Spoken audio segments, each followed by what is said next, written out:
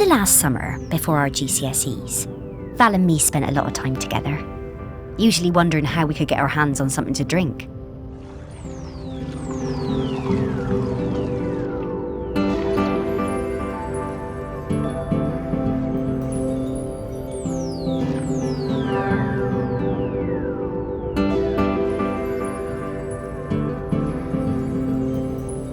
No one on this stupid little island would serve us, though. One day, we were hanging around on the allotments near the quay when we spotted something. And so, later that night,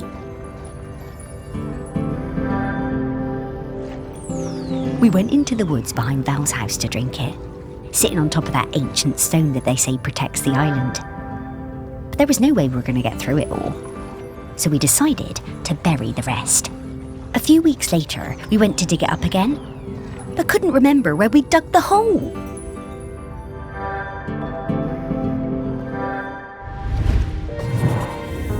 There is so much of our history buried on this island.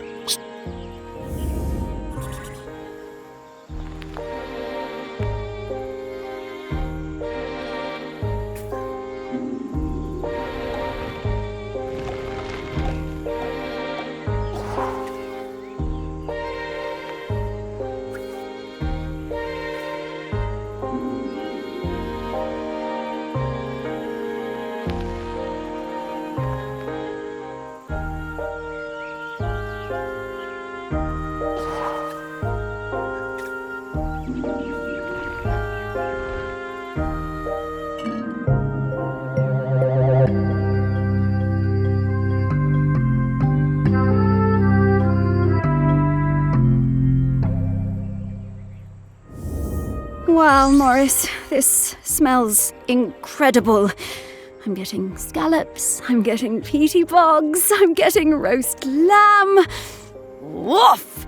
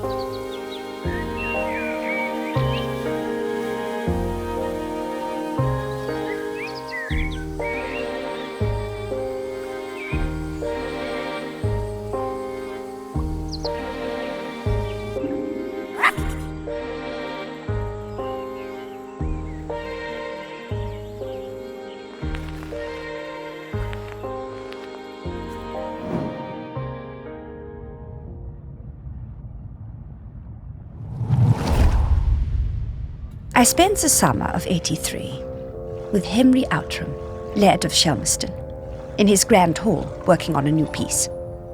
It was supposed to be about the volcano, but once I arrived, I found myself particularly taken by all the vales around the island.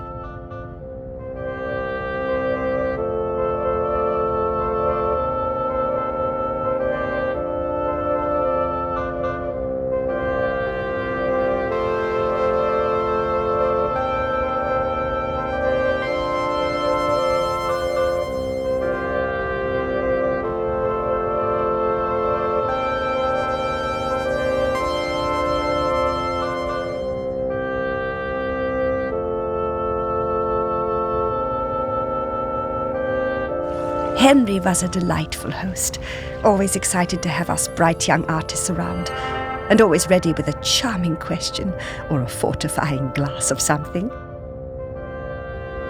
His daughter, I think her name was Mallory or Valerie or something, was usually outside roaming the grounds.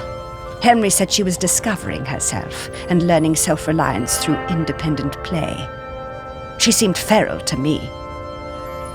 One day, I came across the perfect finishing touch to my sculptural masterpiece, but it turned out to belong to the wretched child.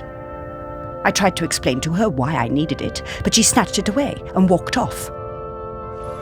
I went to Henry, thinking he could make her give me the boat, but to my astonishment, Henry told me it was up to her if she wanted to give it to me.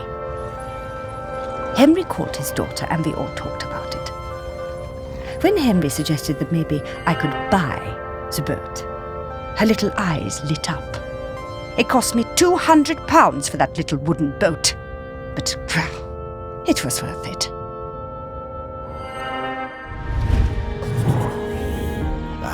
Henry was a good dad at heart, caring about Val's feelings, and treating her like a grown-up even when she was little. Partly how she became so independent, Ira.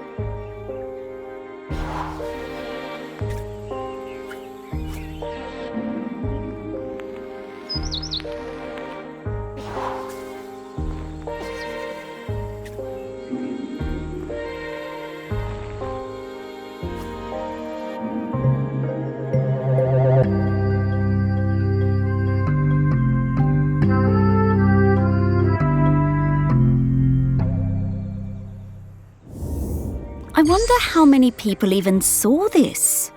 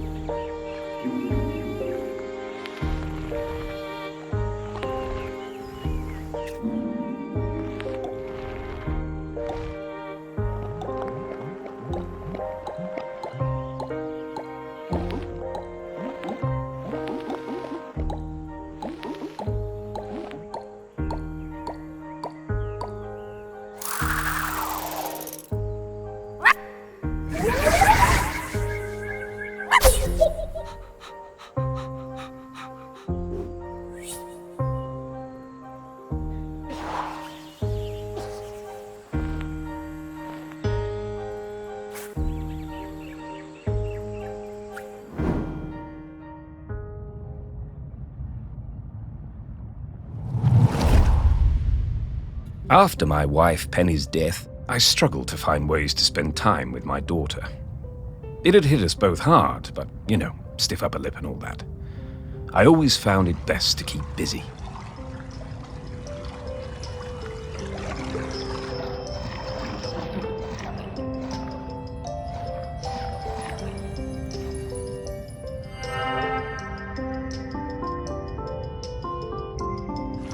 Looking for something we could do together, I bought Valerie a set of paints. But she never even opened them. I was cross at first, but asked myself, what would Penny do? So I decided to let it go. Then one day I managed to talk her into coming into the park with me to paint some of the nature she loves so much.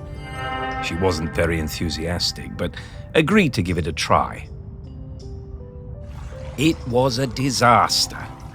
Valerie simply didn't have the temperament for painting. She had a huge, silly tantrum and threw all the paints away. I told her I wasn't having this kind of childish behavior, and I told her to stay in her room until she had calmed down. I wished Penny was still with us. She would have. Very hard, that, to lose a parent. Was never going to be easy, huh?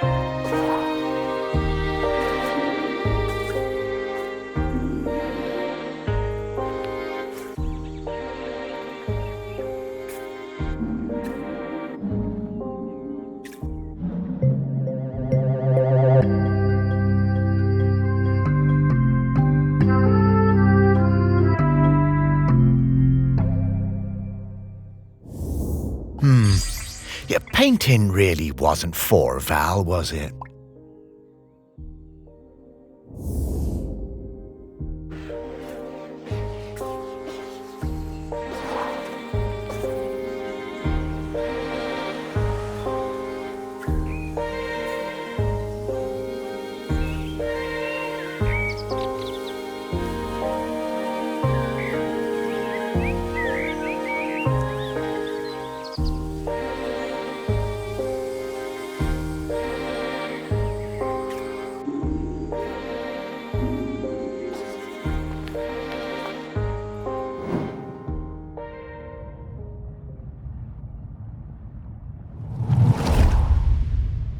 The famous sculptor Vernon Russet was working on a huge statement piece in my honor, a statue of a camel with my head. When I saw it, I felt quite uncomfortable, but I didn't want to upset him. Poor Vernon could be awfully temperamental, sinking into dark moods for days.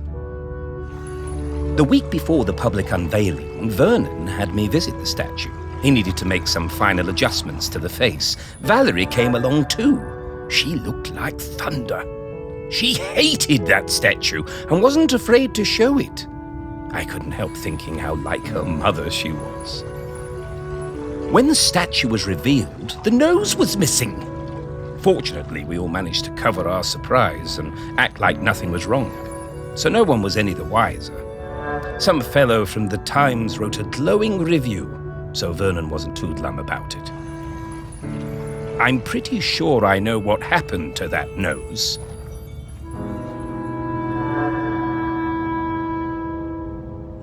Ha! The old Outram spirit.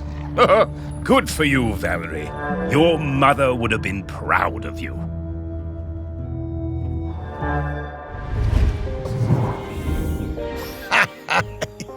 Yeah, Val told me about this. She had a whole speech prepared in case they figured out it was her who cut that nose off. But she never even needed it.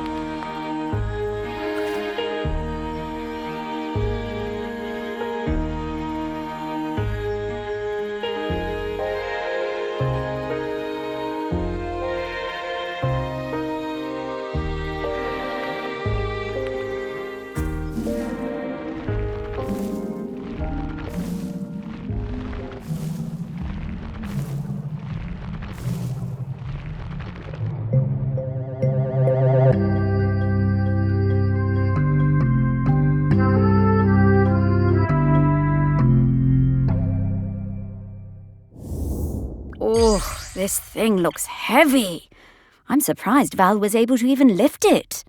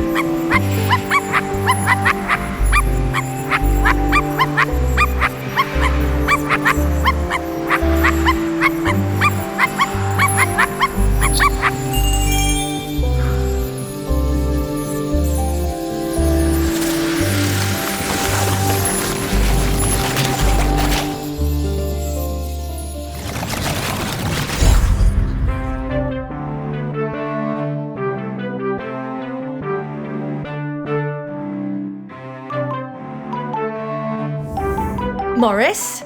Morris Lopton? Is that really you? And Sparky? Val! Oh, it's so good to see you again. You too. Yeah, dead. Yeah. But quite good, considering. Hello, Val. And Sparky talks now. Death certainly has been strange. What brings you by? Well, we're trying to find a replacement custodian. You've surely seen the volcano. Oh, yes. Poor Aggie. Must be very tired. Aggie?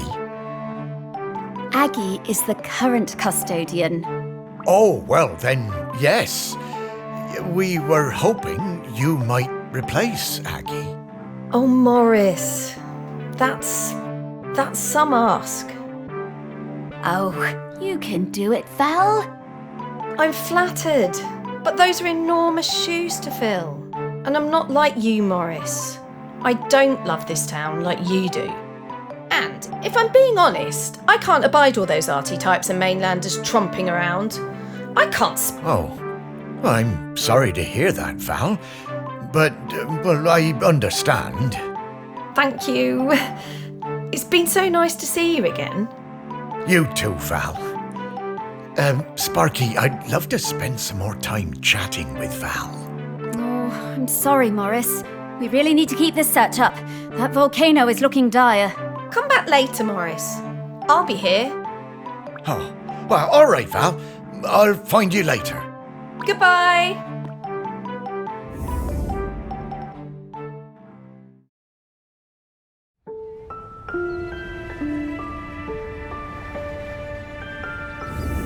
Oh, slow down, Sparky. I need to get some things straight. No time, Morris. We need to find the next prospect. Well, it's just that I don't quite understand what we're doing.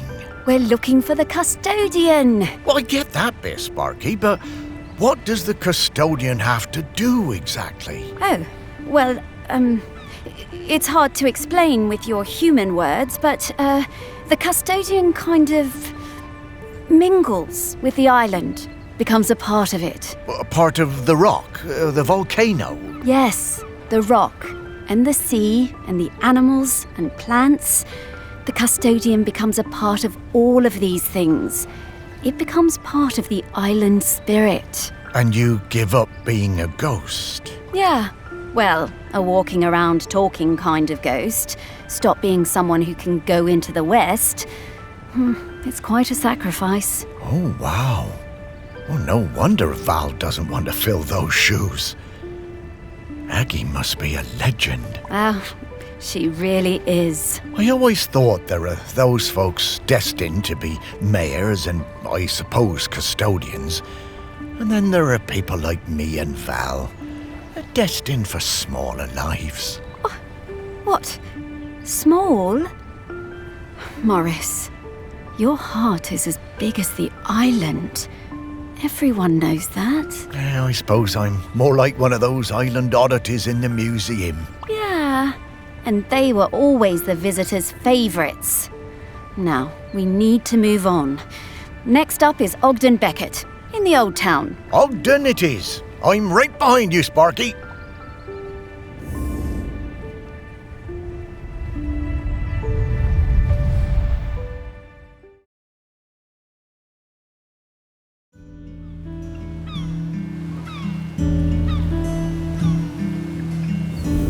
So, Ogden next, eh?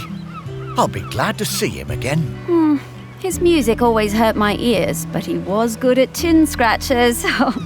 Lovely guy. Oh, look, the ferry's coming in.